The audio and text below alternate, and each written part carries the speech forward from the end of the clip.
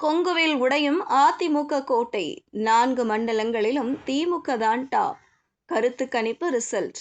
தமிழக சட்டசபை தேர்தலை ஒட்டி லோக் போல் சார்பில் புதிய கருத்து கணிப்பு நடத்தப்பட்டது. இதன் முடிவுகள் தற்போது அறிவிக்கப்பட்டுள்ளன. அதில் திமுக 181 முதல் 189 தொகுதிகளில் வெல்லும் என்று தெரிவிக்கப்பட்டுள்ளது. அதோடு அதிமுக கோட்டையாக இருக்கும் கொங்கு மண்டலம் இந்த முறை திமுக வசம் செல்லும் என கூறப்பட்டுள்ளது. இந்த கருத்து கணிப்பின்படி மண்டல வாரியாக எந்தெந்த கட்சிகள் எவ்வளவு இடங்களில் வெல்லும் என்ற விவரத்தை இங்கு பார்க்கலாம். தமிழக சட்டசபை தேர்தல் ஏப்ரல் 23ஆம் தேதி நடைபெறவுள்ளது. மே 4ஆம் தேதி ஓட்டுகள் எண்ணப்பட்டு முடிவுகள் அறிவிக்கப்பட உள்ளது. இந்த தேர்தலில் திமுக கூட்டணி, அதிமுக கூட்டணி, சீமானின் நாம் தமிழர், விஜயின் தமிழக வெற்றிக் கழகம், ராமதாஸ், சசிகலா கூட்டணி என்று 5 முனை போட்டி நிலவி வருகிறது. இதில் நேரடி போட்டி என்பது திமுக கூட்டணி, அதிமுக கூட்டணி இடையேதான் உள்ளது. ஆட்சியை தக்க வைக்கும் முனைப்பில் திமுகவும், மீண்டும் ஆட்சியை அமைக்க வேண்டும் என்று அதிமுகவும் தீவிரமாக பிரச்சாரம் மேற்கொண்டு வருகின்றன. அதேபோல் தனது பலத்தை நிரூபிக்க நாம் தமிழர் கட்சியின் சீமான், அரசியலுக்கு புதிதாக வருகை தந்துள்ள விஜய் ஆகியோர் பணியாற்றி வருகின்றனர். இந்த நிலையில்தான் லோக் போல் சார்பில் தமிழக சட்டசபை தேர்தலை ஒட்டி கருத்து கணிப்பு மேற்கொள்ளப்பட்டது. ஒவ்வொரு தொகுதிக்கும் சுமார் 500 பேர் என்ற அடிப்படையில் மொத்தம் 1,17,000 பேரிடம் கூறிய கருத்துகளின் அடிப்படையில் தற்போது அதன் முடிவுகள் வெளியிடப்பட்டது. தமிழகத்தில் உள்ள மாவட்டங்களை 4 மண்டலங்களாக பிரிக்கப்பட்டுள்ளது. வடக்கு மண்டலம், டெல்டா மண்டலம், தெற்கு மண்டலம் உள்ளிட்டவை திமுகவின் கோட்டையாக உள்ளது. மேற்கு மண்டலம் மட்டும் அதிமுகவின் கோட்டையாக உள்ளது. இந்த நிலையில்தான் நடைபெறவுள்ள சட்டசபை தேர்தலில் அதிமுகவின் கோட்டையான கொங்கு மண்டலத்தில் திமுக அதிக தொகுதிகளை வெல்லும் என்று தெரிவிக்கப்பட்டுள்ளது.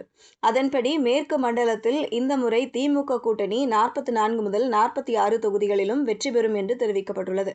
அதிமுக வெறும் 9 முதல் 10 தொகுதிகளிலும், தாவேக 2 முதல் 3 தொகுதிகளில் மட்டுமே வெல்லும் என கூறப்பட்டுள்ளது. மேற்கு மண்டலத்தை எடுத்துக்கொண்டால் இதில் சேலம் என்பது எடப்பாடி பழனிசாமியின் சொந்த மாவட்டமாகும். கடந்த முறை கோவை மாவட்டத்தில் உள்ள 10 சட்டசபை தொகுதிகளில் அதிமுக 9 இடங்களிலும், பாஜக ஒரு இடத்திலும் வென்ற நிலையில் தற்போது கொங்கு மண்டலம் முழுமையாகவே 9 முதல் 10 தொகுதிகளிலும் மட்டுமே அதிமுக கூட்டணி வெற்றி பெறும் என்று தெரிவிக்கப்பட்டுள்ளது. இது அதிமுகவிற்கு பேரதிர்ச்சி செய்தியாக அமைந்துள்ளது. கொங்கு மண்டலத்தில் திமுக பொறுப்பாளராக முன்னாள் அமைச்சர் செந்தில் பாலாஜியை முதல்வர் ஸ்டாலின் நியமித்துள்ள நிலையில் அதற்கு கைமேல் பலன் கிடைக்கும் என்று இந்த கருத்து கணிப்பு முடிவு உறுதியாகியுள்ளது. அதேபோல வடக்கு மண்டலம் என்பது திமுக 53 முதல் 56 தொகுதிகளில் வெல்லும் என தெரிவிக்கப்பட்டுள்ளது. இந்த மண்டலத்தில் அதிமுக 11 முதல் 12 தொகுதிகளிலும், விஜயின் தாவேக 2 முதல் 3 தொகுதிகளிலும் வெல்லும் என கூறப்பட்டுள்ளது. இந்த மண்டலத்தில் கடந்த 2021 சட்டசபை தேர்தலிலேயே அதிமுகவை விட திமுக தான் அதிக தொகுதிகளை வென்றது. தற்போதும் அதேபோல் திமுக தனது செல்வாக்கை தக்க வைக்கிறது. மேலும் தமிழகத்தில் மத்திய மண்டலம் அல்லது டெல்டா மண்டலம் என அரியலூர், கரூர், மயிலாடுதுறை, நாகப்பட்டினம், பெரம்பலூர், புதுக்கோட்டை, தஞ்சாவூர், திருச்சிராப்பள்ளி, திருவாரூர் உள்ளிட்ட மாவட்டங்கள் அழைக்கப்படுகிறது.